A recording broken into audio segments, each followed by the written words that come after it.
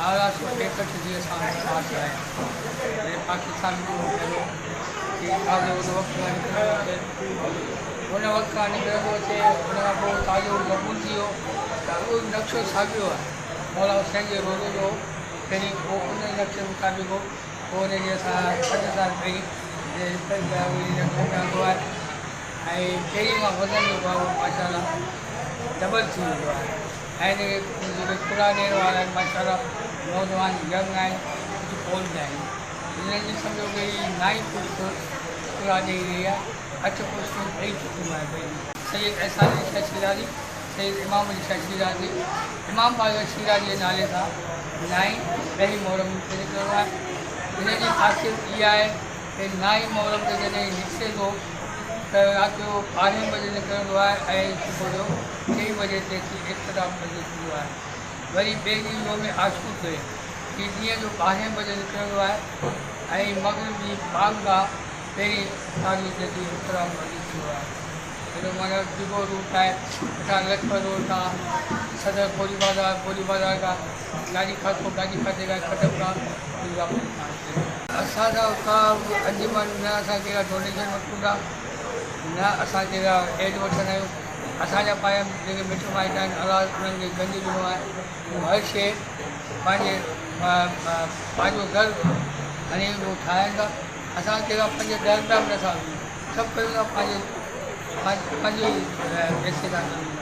पैसे में जेके मोड़ में रियाज़ थींदी आहे हाणे जीअं बूंदी पुला आहे कंहिं ज़माने में तमामु मशहूरु हूंदो ही बूंदी पुला अहिड़ो आहे जो उहो हिते ठहंदी आहे ऐं छाजो पताशो माण्हू हूंदो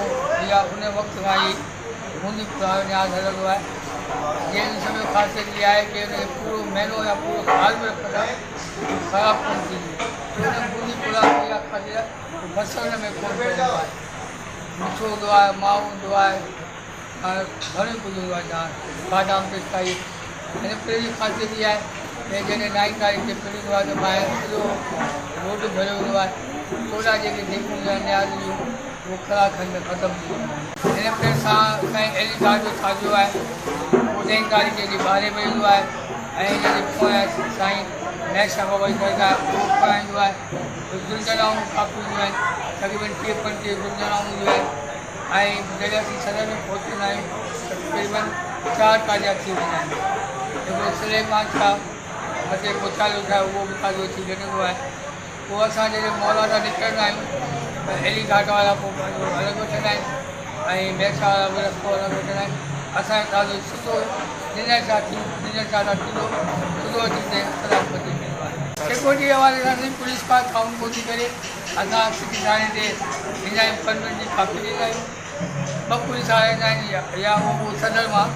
उहो ग़ाइबु थी वेंदा आहिनि असांजा जेके जवान आहिनि जेके काॾे खे खुलो ॾींदा आहिनि उहो पास सिक्योरिटी आहे फ़याज़ अंजाम ॾींदा आहिनि हुजूम हूंदो आहे तमामु घणी रच हूंदी आहे असां पंहिंजी हिफ़ाज़त पाण करे आहियूं ऐं असांजो वॾो जेको ज़ामिन आहे उहो आहे मौला हुसैन जंहिंजे असीं साए में हलंदा आहियूं